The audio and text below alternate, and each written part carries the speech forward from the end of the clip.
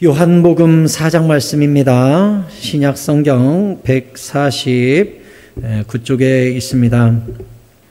신약성경 149쪽에 있는 요한복음 4장 43절에서 53절까지 보겠습니다. 신약성경 149쪽 요한복음 4장 43절에서 53절입니다.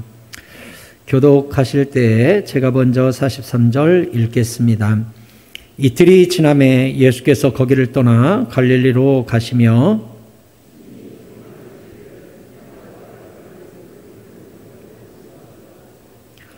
갈릴리에 이르심에 갈릴리인들이 그를 영접하니 이는 자기들도 명절에 갔다가 예수께서 명절 중 예루살렘에서 하신 모든 일을 보았음이더라.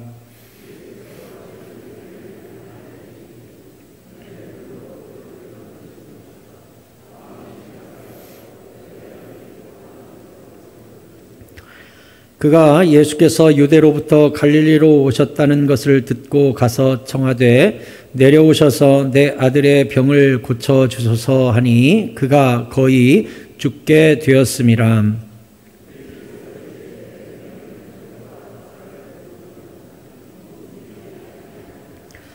신하가 이르되 주여 내 아이가 죽기 전에 내려오소서.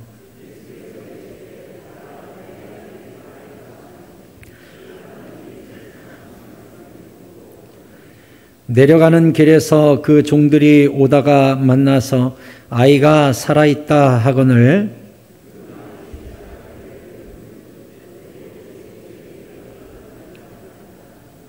(53절) 같이 읽겠습니다. 그의 아버지가 예수께서 내 아들이 살아있다 말씀하신 그때인 줄 알고 자기와 그 온 집안이 다 믿으니라. 아멘. 할렐루야. 주님께서 오늘도 우리에게 큰 은혜와 복을 베풀어 주실 줄 믿습니다. 우리 옆 사람과 인사하실까요? 잘 오셨습니다. 은혜 많이 받고 가세요.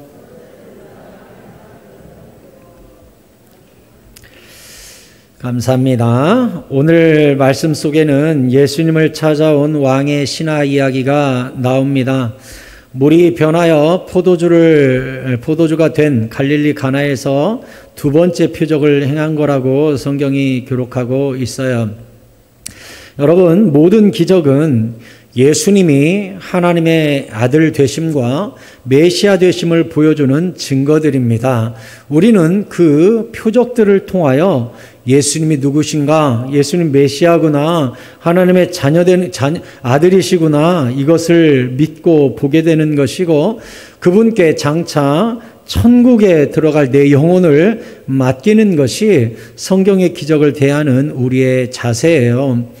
교회 다닐 때 보면 사람들마다 기적을 위하여 교회 다니는 사람들을 봅니다.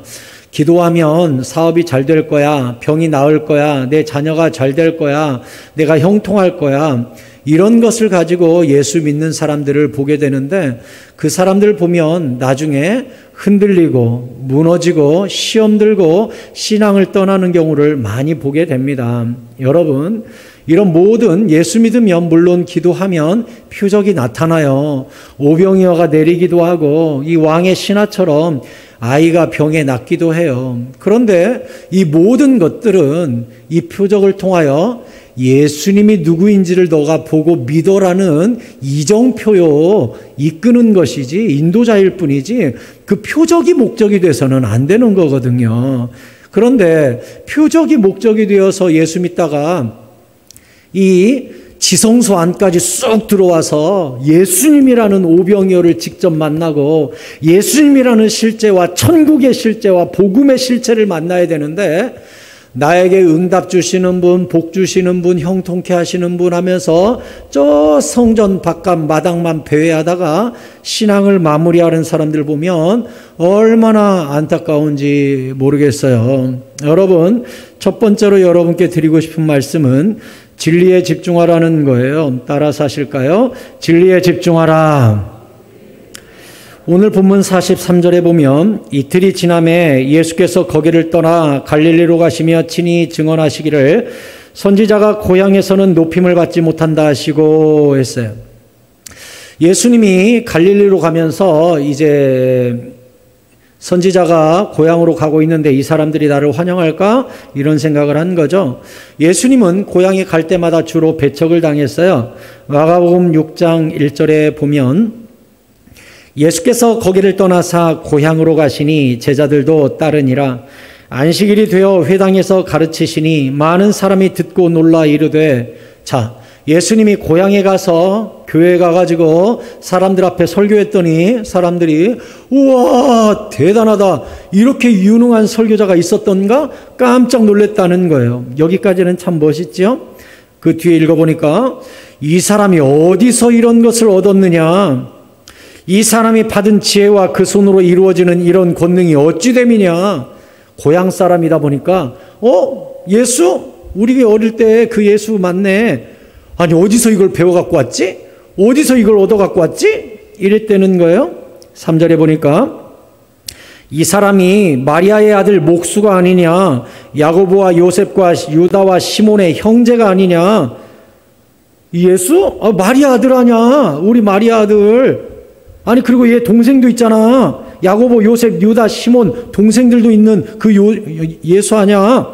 그 누이들이 우리와 함께 여기 있지 아니하냐 하고 예수를 배척한지라. 예수님의 설교를 듣고 전부 다 우와 하고 놀래고 은혜 받는 게 아니라, 아니 어디서 이거 배워갖고 왔어? 마리아 아들 출세했네. 아니 동생들도 있고 누이들도 여기 있잖아. 목수 아냐. 아니 언제 이렇게 배워갖고 왔어? 예수를 배척했대요.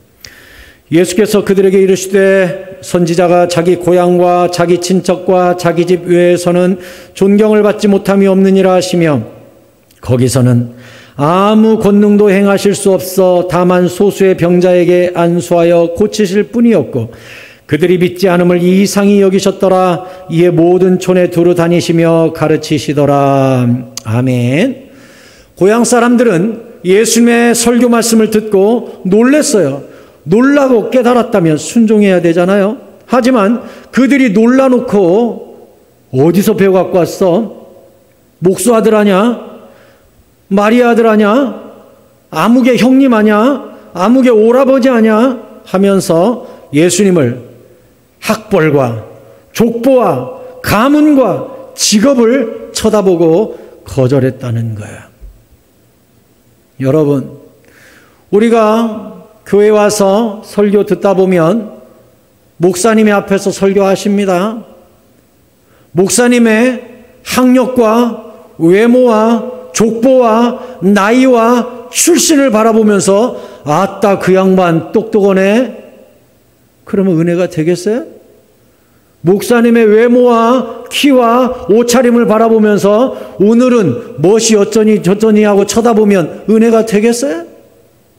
사랑하는 성도 여러분, 지금도 많은 사람들이 이런 실수를 합니다. 예수님의 외모와 족보와 출신 지역과 직업, 족보 이런 거 따지면서 예수님을 거절했듯이 거룩한 진리를 받아들이기보다는 그 교회는 크니 작으니 좌석이 어쩌니 성가대가 어쩌니 음향이 어쩌니 저쩌니 그런 거 따지다가 진리와 생명을 잃어버리는 사람들이 있다는 사실입니다.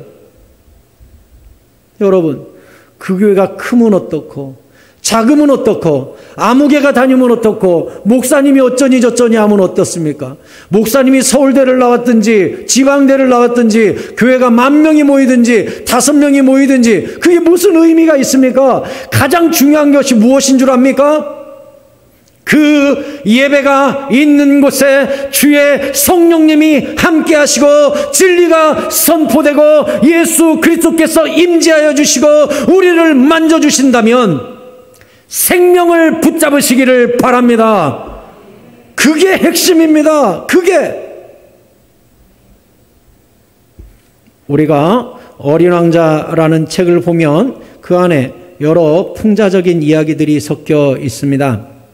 어린 왕자가 사막에서 추락한 비행사를 만나가지고 자기가 살고 있는 저 하늘의 조그마한 별에 대해서 설명을 합니다. 얼마나 별이 작은지 한 바퀴 도는데 1, 2분이면 휙 돌 수 있는 작은 별에서 어린 왕자가 왔다라고 이 비행사에게 이야기를 하죠. 이 비행사의 이야기를 제가 읽어보겠습니다. 이제 이 어린 왕자가 별에 대해서 설명하니까 이 비행사가 이렇게 썼어요. 천문학자는 그런 별을 하나 발견하면 그것에 이름 대신 번호를 붙입니다. 이를테면 떠돌이별 3252로 하는 식으로 부르는 것입니다. 나는 왕자님이 살았던 그 작은 별이 소혹성 B612호라고 생각합니다. 거기에는 믿을 만한 까닭이 있습니다. 그 별은 1909년 터키의 천문학자가 망원경으로 한번 살핀 일이 있는 별입니다. 그때 그 천문학자는 세계 천문학회에서 자기가 발견한 별에 대하여 당당하게 증명해 보였습니다. 하지만 그 학자가 입은 옷이 너무나 허름했기 때문에 아무도 그 학자의 말을 믿어주지 않았습니다. 어른들이란 모두 그런 식입니다. 다행히도 터키의 왕이 서양식 양복을 입지 않으면 사형에 처한다라는 명령을 내렸습니다. 그래서 그 학자는 매우 훌륭한 양복을 입고 1920년 11년 후에 세계 천문학 회의에 다시 나가게 되었습니다. 그랬더니 이번에는 모든 천문학자들이 그의 말을 믿어 주었습니다. 아주 웃기죠? 코미디예요. 천문학 회의에 나가서 허름한 옷을 입고 자기가 발견한 별에 대해 설명을 했더니 아무도 안 믿었다는 거예요. 11년 후에 이제 굉장히 세련되고 고급스러운 양복을 입고 가서 자기가 발견한 별에 대해서 설명을 했더니 모든 사람이 믿어줬다는 거예요. 뭐죠? 사람은 죄다 외모를 본다는 거예요. 중심을 보시는 하나님인데 우리는 죄다 외모와 나이와 학력과 족보를 살핀다는 거예요. 예수님조차도 그렇게 사람들이 평가했다는 거예요. 사랑하는 성도 여러분, 혹자들은 성경이 2000년 된 역사서에 불과하다고 이야기하는 사람도 있어요. 하나님은 우리나라 신이 아니라 유대인의 신이라고 이야기하는 사람도 있어요. 하나님은 2000년 전에, 예수님은 2000년 전에 제자들을 키워낸 훌륭한 스승에 불과하기 때문에 성경을 통해 교훈은 얻을지언정 우리가 믿을 신은 아니라고 이야기하는 사람도 있어요. 여러분, 그 모든 외모 조건들만 바라보는 것은 바로 예수님을 거절했던 고향 사람들의 마음과 똑같다는 것입니다. 저는 여러분들에게 예수님의 실체에 대해서 말씀드릴게요. 우리 예수님은 하나님의 독생자 아들이십니다. 우리의 구원자이십니다. 그리스도이십니다. 메시아십니다. 십자가 위에서 우리의 모든 죄를 대신 지시고 보혈을 흘려 죽으신 우리의 구원자 예수 그리스도십니다. 그리고 우리 여호와 하나님은 지금도 그를 찾고 간구하고 기도하고 예배하는 자들을 붙잡아 주시며 응답해 주시며 우리를 사랑해 주시며 장차 우리를 천국으로 인도하실 전능자 우리 여호와 하나님이십니다. 믿으시기 바랍니다. 세상 사람들이 평가하는 대로 보이는 것, 역사, 지리 이런 것으로 성경과 예수님을 평가해서는 안 돼요. 어제 입추가 지났습니다. 이제 가을이 오겠죠? 가을이 되면 저는 밤을 좋아해서 밤 따러 간혹 갔습니다. 어릴 때부터 뒷산에 올라가면 밤이 많은데 이 밤을 따면 참 성취감이 있어요. 성취감. 기뻐요. 공짜로 산에 가서 돈 주워 온 것 같아요. 그래서 제가 밤 따는 걸 좋아했거든요. 이 밤에 밤송이가 등에 떨어져가지고 밤가시 찔리니까 아이고 정말 아파요. 이 밤가시가 잘 빠지지도 않죠. 밤가시가 잘 부러지거든요. 그러니까 안에 들어가서 부러져요. 잘 안 빠져요. 막 고생했던 기억이 나요. 어때요 여러분? 고슴도치같이 삐쭉삐쭉한 가시 속에 이 밤 알맹이가 들어있다는 게 이해가 됩니까? 열심히 이 고슴도치 같은 껍질을 까서 이 알맹이를 꺼내면 또 딱딱한 껍질에 쌓여 있어요. 어때요? 또 이 딱딱한 껍질을 벗겨보면 또 떫은 껍질이 또 들어있어요. 떫은 껍질을 까야 비로소 밤 알갱이를 우리가 먹을 수가 있는 거예요. 이 날밤 먹으면 참 고소하고 맛있잖아요. 가시만 보고, 딱딱한 껍질만 보고, 떫은 껍질만 보고, 에이, 쓸데없는 거네 라고 버리는 사람이 있다면 여러분들은 뭐라고 가르쳐 줄 것 같아요? 삐죽삐죽한 가시 보더니 에이, 쓸모없는 거네. 딱딱한 껍질 보더니 에이, 쓸모없는 거네. 떫은 껍질 보더니 에이, 쓸모없는 거네. 그러면 여러분 뭐라고 할 것 같아요?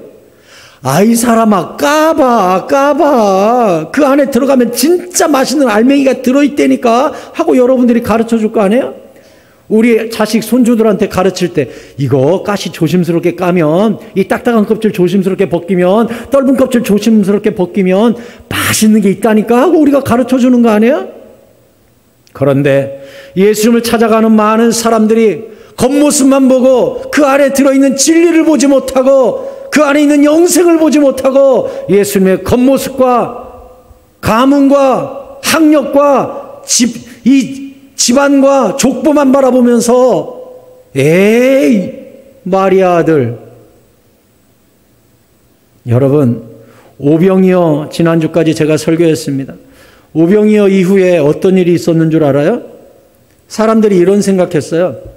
와, 이 예수라는 사람 따라다녔더니 막 떡이 한량없이 쏟아져 나오고 생선도 한량없이 쏟아져 나오네? 이제 농사 지을 필요도 없고 저 갈릴리 바다 가서 그물 덜 필요도 없네. 이 사람만 잘 따라다니면 돼. 이런 생각을 한 거예요. 그래서 예수님께서 그런 마음 먹은 줄 아시고 배를 타고 피신하셨거든요. 그랬더니 사람들이 야, 예수님 어디 갔어? 예수님 배 타고 저쪽으로 가셨다는데, 야, 우리도 가세 해가지고 전부 배 타고 예수님을 따라갔어요. 왜 따라갔어요? 오병이 얻어먹으려고 떡하고 이 생선 얻어먹으려고 따라갔어요. 요한복음 6장 25절에 바다 건너편에서 만나 랍비여 언제 여기 오셨나이까? 이제 사람들이 배 타고 따라가가지고 아이고, 예수님 여기 언제 왔어요? 예수께서 대답하여 이르시되 내가 진실로 너희에게 이르노니 너희가 나를 찾는 것은 표적을 본 까닭이 아니요 떡을 먹고 배부른 까닭이로다. 떡 먹고 싶어서 왔지? 여러분, 우리도요, 교회 나와요. 아이고, 예수님 여기 계시네. 아이고, 기적이 여기 있네. 아이고, 예수 믿으면 형통하다네. 예수님이 우리한테 뭐라고 할 것 같아요? 네가 교회 나온 까닭은, 네가 예배하러 온 이유는, 네가 기도하러 온 이유는 떡을 먹으려고 왔구나. 배부르려고 왔구나. 이 땅에서 잘 되려고 왔구나. 27절에 썩을 양식을 위하여 일하지 말고 영생하도록 있는 양식을 위하여 하라. 이 양식은 인자가 너희에게 주리니 인자는 아버지 하나님께서 인치신 자니라.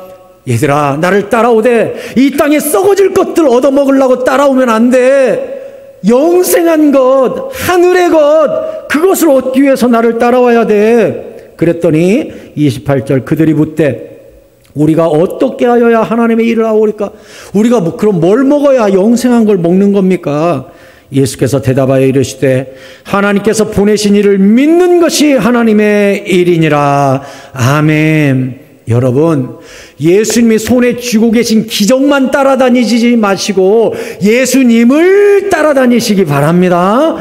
손에 있는 기적만 받아들이지 마시고 예수님을 여러분 중심에 모시기를 바랍니다. 주님이 그거 말씀하신 거예요. 내가 주는 것 쫓아다니지 말고 나를 받아들여라. 이 모든 기적을 베푸는 내가 메시아라는 걸 믿어라. 이어서 34절에 그들이 이르되 주여 이 떡을 항상 우리에게 주소서. 그래요, 먹고 배고프지 않는 떡이 있다면서요, 주세요.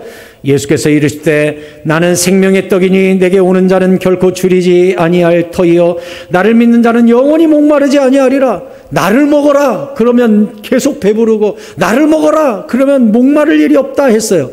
얼마나 그 당시 사람들에게는 이 말이 어려웠겠어요.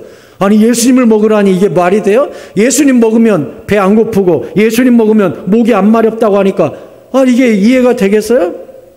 그러나 내가 너희에게 이르기를 너희는 나를 보고도 믿지 아니하는도다 하였느니라. 그러니까 예수님을 먹으라는 뜻은 무슨 뜻이에요? 예수님을 믿어라, 믿어라. 그러면 영원한 천국에서 영원히 목마르지 않고 영원히 배고프지 않는 천국을 너에게 주리라, 이 뜻인데, 이 사람들은 이 땅의 오병이어를 쫓아서 예수님을 오니까 답답해 하시는 거예요. 37절에 아버지께서 내게 주시는 자는 다 내게로 올 것이요 내게 오는 자는 내가 결코 내쫓지 아니하리라. 내가 하늘에서 내려온 것은 내 뜻을 행하려 함이 아니요 나를 보내신 이의 뜻을 행하려 함이니라. 나를 보내신 이의 뜻은 내게 주신 자 중에 내가 하나도 잃어버리지 아니하고 마지막 날에 다시 살리는 이것이니라. 내 아버지의 뜻은 아들을 보고 믿는 자마다 영생을 얻는 이것이니 마지막 날에 내가 이를 다시 살리리라 하시니라. 아멘.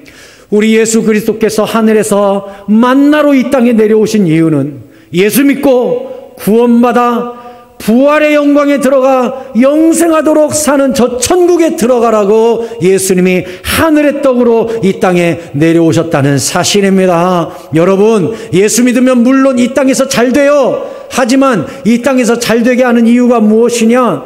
그 잘 되게 하시는 하나님의 능력과 권세를 보고 영원히 잘 되게 하시는 천국을 사모하라고 예수님이 그걸 표적으로 보여주는 거예요. 그러니까 예수 똑바로 믿어야 돼요. 예수 믿으면 이 땅에서 잘 된다, 형통한다, 돈 번다, 안 아픈다, 병 낫는다, 내 자식이 잘 된다. 물론 그럴 수 있어요. 하지만 그것이 목적은 아니에요. 예수 믿고 천국 가는 것이 목적이라 이 얘기예요.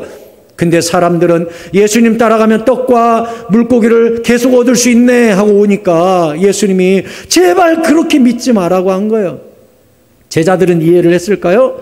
60절에 보면 제자 중 여럿이 듣고 말하되 이 말씀은 어렵도다. 누가 들을 수 있느냐? 그 당시는 예수님이 십자가에 못 박히시기 전이니까 그게 어려웠어요. 이 메시지는 어렵네. 예수께서 스스로 제자들이 이 말씀에 대하여 수군거리는 줄 아시고 이르시되 이 말이 너희에게 걸림이 되느냐? 이 설교가 참 어렵냐? 그러면 너희는 인자가 이전에 있던 곳으로 올라가는 것을 본다면 어떻게 하겠느냐? 너희는 나중에 내가 승천하는 것을 볼 텐데 그때는 어떻게 하려고 그래? 하면서 정말 중요한 말씀을 하셨어요. 63절 같이 읽겠습니다. 시작. 살리는 것은 영이니 육은 무익하니라. 내가 너희에게 이른 말은 영이요 생명이라. 아멘. 사랑하는 성도 여러분, 이 땅에 썩어질 것들, 무익한 육의 만족을 얻기 위하여 예수 믿는 사람은 헛된 예수를 믿고 있는 거예요. 예수님이 말했어요.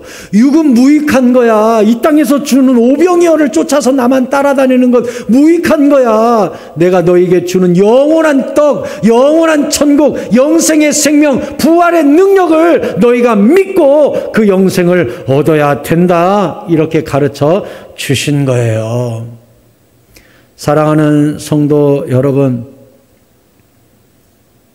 이제 기적은 없습니까? 오병이어는 사라졌습니까? 복음이 낡아 보입니까? 수천 년의 기록인 성경책이 캐캐 묵은 것처럼 느껴집니까? 옛날 윤리책 도덕책처럼 느껴집니까? 옛날 이스라엘에게나 역사하신 분이지 지금 나와 무슨 상관이 있는가 하는 생각이 드는가요? 예수님은 그냥 십자가 위에서 로마 군병들에 의해서 힘없이 죽은 사형수로 보입니까? 사랑하는 성도 여러분, 이 낡은 성경책 속에 천국으로 들어가는 진리가 들어 있습니다. 그 초라한 예수님의 죽음 속에 부활의 영광이 들어 있습니다. 장차 믿는 자를 영원한 천국과 부활의 영광으로 이끌어주는 유일한 능력과 진리가 예수님의 손 안에 있음을 믿으시기 바랍니다. 십자가 외에는 소망이 없음을 기억하시기 바랍니다. 복받기 위하여, 이 땅에서 잘되기 위하여 예수 믿는 사람은 위험한 사람이에요. 저 성전뜰을 배회하고 있는 사람이에요. 성전뜰에는 무슨 일이 있어요? 장사하는 사람, 동전 바꿔주는 사람, 떠드는 사람 가득가득 있어요. 근데 거기까지 와가지고 진리는 보지 못하고 장사하는 사람들 속에, 동전 바꿔주는 사람들 속에, 잘난 척하는 사람들 속에, 예배드리면 내 자녀가 잘 된다네 하는 그런 이야기 듣는 사람들 속에 머물다가 이 예배당 안으로, 지성소 안으로 깊이 들어와 영혼의 구원자, 영의 구원자, 우리를 부활의 영광으로 들어가게 하실 영생의 복음은 만나지 못하고 땅의 복음 언저리만 배회하다가 성전문을 넘지 못하는 사람이 있다면 얼마나 안타까운 일입니까? 사랑하는 성도 여러분, 저는 목회자로 어느덧 20몇 년 지내는 동안 많은 안타까운 사람들을 봐요. 진리 안에 깊이 들어오지 못하고, 교회 안에 깊이 들어오지 못하고, 주님을 가슴에 모시고 내 왕으로 모시고 깊숙이 주님과 교제하지 못하고, 성전 마당에서 문지방을 건너지 못하고 어린아이적 신앙에 머물다가 성장하지 못하는 많은 신앙인들을 보게 됩니다. 얼마나 답답하고 얼마나 안타까운지 알 수가 없어요. 그런 사람들 보잖아요. 제가 뭘 느끼는 줄 알아요? 가볍다, 그런 생각을 해요. 참 가볍다. 직분자면 뭐합니까? 장로, 권사, 안수집사 되면 뭐합니까? 신앙을 체크해보면 지극히 가벼워서 하나님이 나는 안 사랑하느니, 하나님이 이건 기도를 응답을 안 하느니, 하나님이 어쩌니 저쩌니, 성도가 어쩌니, 교회가 어쩌니, 목사님이 어쩌니, 가벼워요. 얼마나 안타까운지 몰라요, 내가 보면. 여러분, 저는 여러분을 초대합니다. 예배당 안으로, 예수 그리스도의 품 안으로, 진리 안으로, 깊은 은혜 안으로, 신앙의 장성한 분량 안으로 들어와서 겉모습, 껍질, 족보, 건물, 역사가 아니라 성경 안에 들어있는 예수 그리스도의 진리와 비밀과 천국과 부활의 은총 가운데 깊이 들어가 모래 위에 세운 집이 아니라 반석 위에 집을 세운, 든든한 집을 세운 지혜로운, 믿음 깊은, 무게감이 있는 성도들 다 되시기를 축원합니다. 무거운 성도 되세요. 묵직한 사람 되세요.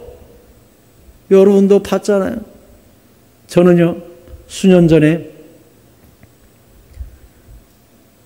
암 걸려서 돌아가시는 권사님 신방을 갔어요. 자녀들한테 물어봤더니 지금까지 어머니한테 암이란 얘기를 안 했대요. 그냥 수술하면 낫는다라고만 얘기했대요. 근데 사실은 말기 의사도 이제 준비하라고 했다는 거예요. 그래서 내가 그랬어요. 어머니가 알아야 유언도 하고 이러다가 갑자기 혼수 상태로 들어가고 하면 어떨라 그러냐. 가르쳐 드려야 될 거 아니냐. 쓸데없는 희망을 줬다가 나중에 얼마나 슬퍼하려고 그러냐. 가르쳐 줘야 되지 않냐. 그랬더니 가족이 그러는 거예요. 누구도 어머니한테 어머니 이제 얼마 안 남았어요라고 용기 있게 말을 못 하겠다는 거예요. 그래서 제가 그랬어요. 제가 해도 되겠습니까? 그랬더니 가족이 그럼 목사님이 대신해 주면 좋겠어요. 목사님이 엄마한테 얘기 좀 해주세요. 알았다고 제가 예배 드리러 갔어요. 그리고 예배 끝나고 권사님 손을 잡고 말씀드렸어요. 이제 중환자실이죠. 권사님 저를 쳐다보세요. 권사님이 누워서 신방을 받으셨는데 고개를 간신히 돌려서 저를 쳐다보셨어요. 그래서 제가 권사님한테 그랬어요. 권사님이요, 빠르면 한 달 안에 돌아가셔요. 권사님 암 걸리셨는데 의사가 못 낫는데요. 이제 천국 들어가서 어떻게 예수님을 만날 것인가 그 고민하셔야 돼요. 이제 한 달 있으면 예수님 만나요. 이제 권사님 암으로 돌아가시게 됐습니다. 이렇게 얘기를 했어요. 권사님이요, 젊어요. 차라리 80대 후반, 90대 됐으면 말하기가 편하잖아요. 50대 후반이었어요. 본인이 그 말을 듣더니 얼마나 충격을 받았겠어요. 제가 그 말을 했으니까. 저도 이제 기도 많이 하고 갔죠. 손을 붙잡았어요. 권사님이 저를 이렇게 쳐다보더니 뭐라고 한 줄 알아요? 주님의 뜻이라면 가야지요. 제 손을 잡고 제 눈을 쳐다보면서 주님이 지금 부르시고 주님의 뜻이라면 가야지요 한 거예요. 제가 거기서 뭘 느꼈게요? 이분 지성소 안에 들어와 주님 만난 묵직한 분이구나. 그걸 깨달았어요. 이분 신앙이 깊은 분이구나. 묵직한 분이구나. 얼마나 존경이 되는지. 아, 이분은 암 같고 목숨 같고 신앙 흔들리는 분 아니구나. 여러분, 우리 찬송가에 그런 찬송 있잖아요. 302장에 3절에 이렇게 돼 있어요. 많은 사람이 얕은 물가에서 저 큰 바다 가려다가 찰싹거리는 작은 파도 보고 마음 약하여 못 가네. 언덕을 떠나서 창파에 배 띄워 내 주 예수 은혜의 바다로 내 맘껏 저어가라. 사랑하는 성도 여러분, 언제까지 성전 마당에서 찰싹거리는 작은 파도 보고 어메무시라면서 진리 안으로, 교회 안으로 깊이 들어오지 못하고 거기만 표현하시렵니까? 죽을 때 내 평생 후회되는 것이 마음껏 신앙생활 못한 것, 마음껏 금식도 하고 기도생활도 좀 해볼 걸, 마음껏 철야도 해보고 밤새워 주께 감사하는 기도도 좀 해볼 걸, 참 후회되네 하고 주님 만나시렵니까? 여러분, 깊이 들어오십시오. 깊이 들어오십시오. 지금 코로나 시국이 바로 그 기회입니다. 깊이 들어오십시오. 따라서 하십시오. 예수님을 환영하라. 45절에 이렇게 되어 있습니다. 갈릴리에 이르심에 갈릴리인들이 그를 영접하니 이는 자기들도 명절에 갔다가 예수께서 명절 중 예루살렘에서 하신 모든 일을 보았음이더라. 예수님은 갈릴리에 가면서 이 고향에서 나를 환영하지 않으면 어떡하지 했는데, 갈릴리 사람들이 6월절에 예루살렘에 갔다가 예루살렘에서 예수님이 기적을 행하시고 말씀을 전하시는 걸 사전에 보고 온 자들이 있었어요. 요한복음 2장 23절에 6월절에 예수께서 예루살렘에 계시니 많은 사람이 그의 행하시는 표적을 보고 그의 이름을 믿었으나, 이렇게 돼 있죠. 이때 누구도 있었다고요? 갈릴리 사람들도 있었어요. 그래서 갈릴리 사람들이 내려와가지고 이번 명절에 6월절에 예루살렘에 갔는데 거기 예수라는 사람이 있더라, 대단하더라 한 거예요. 그래서 예수님이 갈릴리 가나로 오니까 이제 환영을 한 게 된 거예요. 그래서 46절에 보면 예수께서 다시 갈릴리 가나에 이르시니 전에 물로 포도주를 만드신 곳이라, 이렇게 되어 있어요. 여러분, 저를 주목하십시오. 성경을 보다 보면 유달리 기적이 잘 나타나는 땅이 있습니다. 특별히 갈릴리가 그래요. 갈릴리에서 얼마나 많은 기적을 예수님이 행하셨는지 몰라요. 왜 그랬을까요? 주로 예수님이 가시는 곳마다 기적이 많이 일어나는 곳이 있는데 특징이 있어요. 예수님을 환영하는 곳이에요. 아까 예수님의 고향에서는 예수님의 족보와 직업과 가문을 보고 배척했다고 되어 있죠. 다만 소수의 병자만 고치셨다고 되어 있어요. 그런데 여기 갈릴리에서는 예수를 환영하니까 예수님이 거기서 또 기적을 베풀어 주셨다는 거예요. 시편 107편 9절에 보면 이렇게 되어 있습니다. 같이 읽을까요? 시작. 그가 사모하는 영혼에게 만족을 주시며 줄인 영혼에게 좋은 것으로 채워 주심이로다. 아멘. 사랑하는 성도 여러분, 저는 여러분의 모든 기도가 풍성하게 응답받기를 소원합니다. 그 응답받는 방법이 있어요. 성경이 써 있죠? 사모하는 영혼에게 만족을 주신대요. 주님을 갈급해 하세요. 부르세요. 환영하세요. 목마른 사슴이 시냇물을 사모하듯이 주님을 갈급해 하시기 바랍니다. 그로 말미암아 여러분의 모든 기도가 응답받기를 축복합니다. 세 번째, 고난은 우리를 예수께로 이끈다. 따라서 하실까요? 고난은 우리를 예수께로 이끈다. 오늘 46절에 이어서 보면 예수께서 다시 갈릴리 가나에 이르시니 전에 물로 포도주를 만드신 곳이라 왕의 신하가 있어 그의 아들이 가버나움에서 병들었더니 그가 예수께서 유대로부터 갈릴리에 오셨다는 것을 듣고 가서 청하되 내려오셔서 내 아들의 병을 고쳐주소서 하니 그가 거의 죽게 되었음이라 했어요. 왕의 신하, 이 왕의 신하는 오늘날로 말하면 이 왕궁에서 일하는 신하거든요. 청와대에서 일하는 사람입니다. 청와에서 일하는 사람이니까 굉장히 높은 고위 공무원이고 모든 것을 갖추고 있는 사람이죠. 결정적인 약점이 있습니다. 아들이 이제 뒤에 보면 예수님이 말씀하시고 열이 떨어졌다고 된 걸로 보아 열사병으로 죽어갑니다. 우리 성경 본문에 보면 두 번째 줄에 이렇게 돼 있죠. 왕의 신하가 있어 그의 아들이 이렇게 돼 있는데 우리 한글 성경에는 잘 드러나지 않지만 원어 성경, 영어 성경에 보면 그의 아들, 이 아들 앞에 정관사가 붙어 있습니다. 정관사가 붙어 있다는 것은 무슨 뜻이죠? 정관사는 하나일 때 붙이죠. 저 아들은 외아들입니다. 이 아버지에게 외아들이 이제 목숨이 다 끊어지게 된 거예요. 이 아버지는 모든 것을 가졌으나 지금 아들이 죽는다는 이 일 앞에는 예수님께 찾아와 고개를 숙일 수밖에 없었어요. 여러분, 이 사람이 가버나움에서 가나까지 왔다고 되어 있거든요. 가버나움에서 가나까지는 34km 떨어져 있어요. 34km 났다는데 이 하루길 이틀길을 막 서둘러서 예수님께 나왔어요.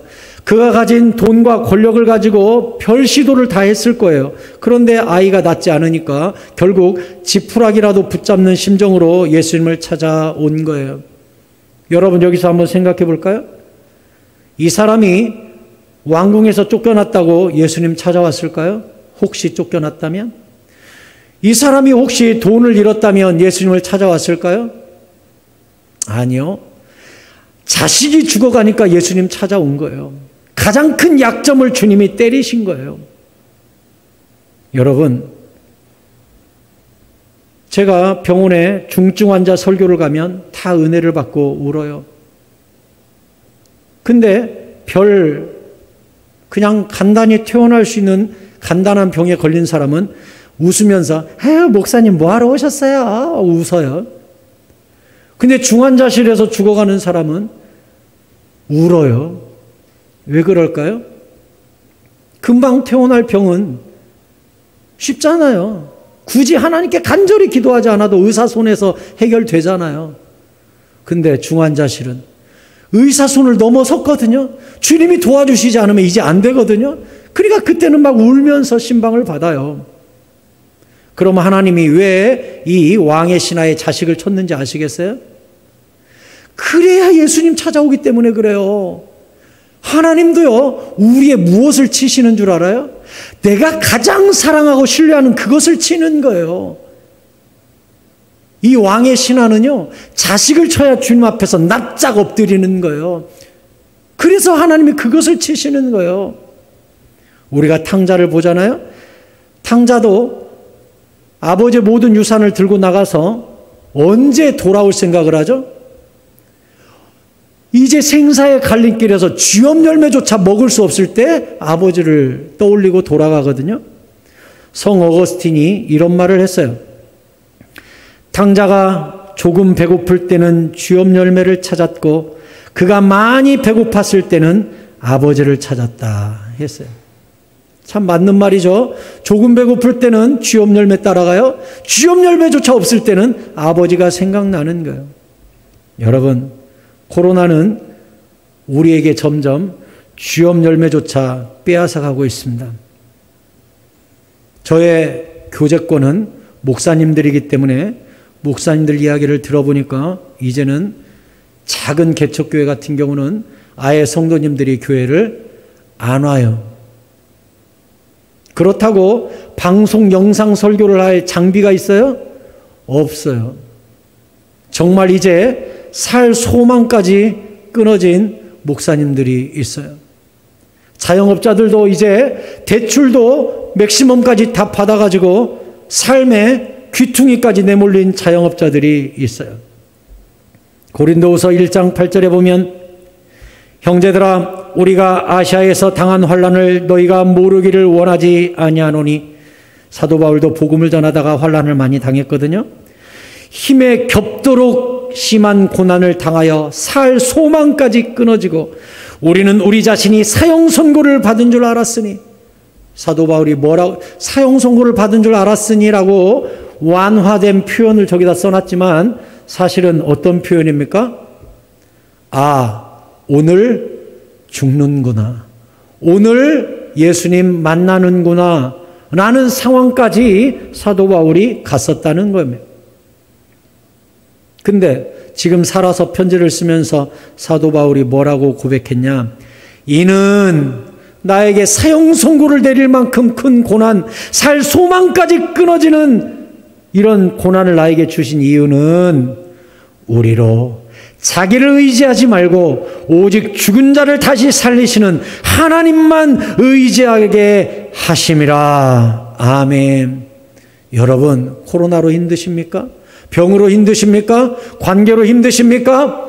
여러 가지 환난과 핍박이 이제 귀퉁이까지 내몰려서 벼랑 끝에서 사형 선고를 받은 것 같은 어려움에 직면한 성도님들 계십니까? 이는 여러분 자신을 의지하지 말고 오직 죽은 자, 사형 선고를 받은 자, 소망이 끊어진 자를 다시 살리시는 하나님만 의지하고 하나님께 기도하라고 그 모든 고난이 왔음을 믿으시기 바랍니다. 10절에 그가 이같이 큰 사망에서 우리를 건져주셨고 또 건지실 것이고 이후에도 건지시기를 그에게 바라노라. 아멘. 사도 바울이 간증한 거예요. 나 살 소망까지 끊어지고 사형 선고까지 받았는데 그때 나를 의지하지 아니하고 하나님만 의지했더니 주님이 나를 살려주셨고 지금도 살리고 계시고 앞으로도 살리실 것을 나는 믿노라. 간증한 거예요. 이 간증이 여러분에게 이 코로나 시국에 남게 되기를 축원합니다.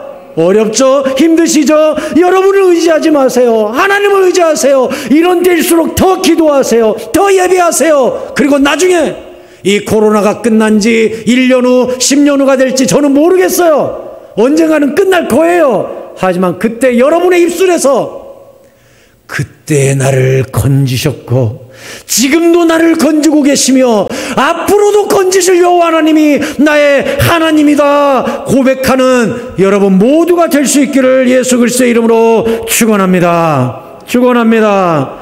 기도하겠습니다. 사랑하는 성도 여러분, 여러분에게 오늘 중요한 말씀 몇 가지 드렸어요. 성전 바닥에 머물지 말라는 것, 은혜 깊은 바다로 풍덩 들어오라는 것, 모든 고난은 지성소로 들어와 나를 의지하라는 하나님의 초대장이라는 것 여러분에게 가르쳐 드렸어요.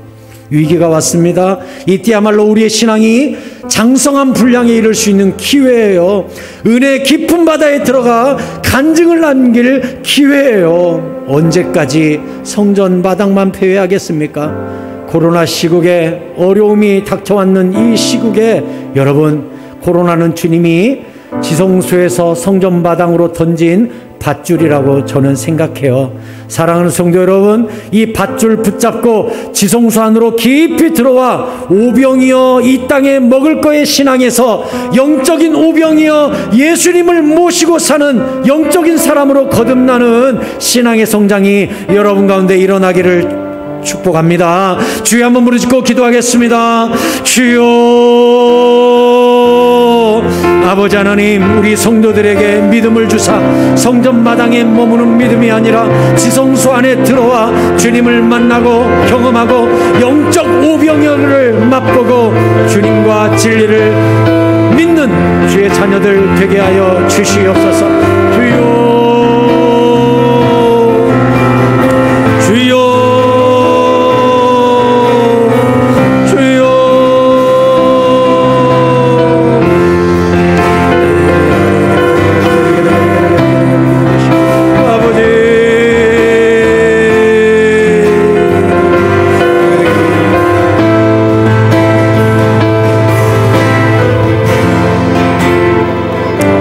여러분, 한 번 더 기도하십시다.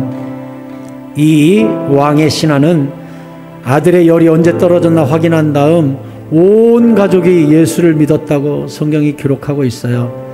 표적을 따라서 진짜 예수를 잘 만나가지고 진짜 오병이어를 맛본 그런 가문이 된 것이지요. 저는 여러분께 아까도 말씀드렸어요. 깊은 사람이 되라고, 무거운 사람이 되라고. 우리 집을 반석 위에 세운 무거운 사람이 되어서 제가 간증한 그 권사님처럼 주님이 지금 부르신다면 가야죠. 얼마나 무겁고 얼마나 깊은 신앙인지 제가 두고두고 생각나요. 그리고 저도 그 말 하면서 죽고 싶더라고요. 제가 혹시 알아요? 언젠가 암 걸려서 죽을지? 저는 주님이 어떤 방식으로 나를 부를지 모르겠어요. 그런데 어느 날 의사가 저에게 혹시라도 목사님 죄송한데요, 우리가 할 수 있는 건 다 했고 이제 목사님 한 달 안에 죽을 것 같아요 라고 저에게 얘기했을 때 제가 빙긋이 웃으면서 주님이 부르시면 지금 이 방법과 이때라면 기쁘게 가야죠 라고 웃을 수 있다면 얼마나 좋을까. 제가 그 권사님 보고 깊은 묵상을 했었어요. 사랑하는 성도 여러분, 묵직한 사람 되세요. 무거운 사람 되세요. 주님과의 비밀이 있는 사람 되세요. 그렇게 신앙의 장성한 분량에 들어가는 주의 성도 되게 해달라고 주여 부르고 기도하겠습니다. 주여. 아버지 하나님, 신앙이 무거운 주의 백성들 되게 하여 주옵소서. 주님과의 비밀이 있는 사람들 되게 하여 주시옵소서. 아버지요,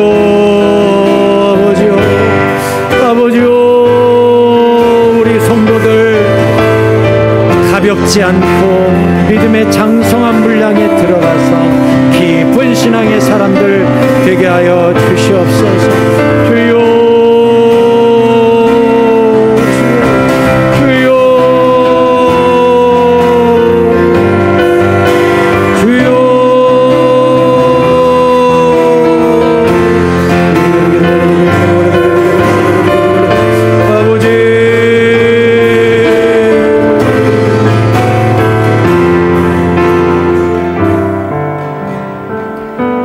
아버지 하나님, 오늘 귀한 말씀 깨닫게 해주셔서 감사합니다. 우리 사랑하는 새사랑 성도님들, 성전 마당만 배회하는 가볍고 어린 젖먹이 신앙을 떠나 지성소 안으로 깊이 들어와 영적인 사람으로 거듭나게 하여 주시옵소서. 땅의 만족만 따라 예수 믿는 사람이 아니라 영원한 양식이 되시는 예수 그리스도를 따라 예수 믿는 거룩한 백성들 되게 하여 주시옵소서.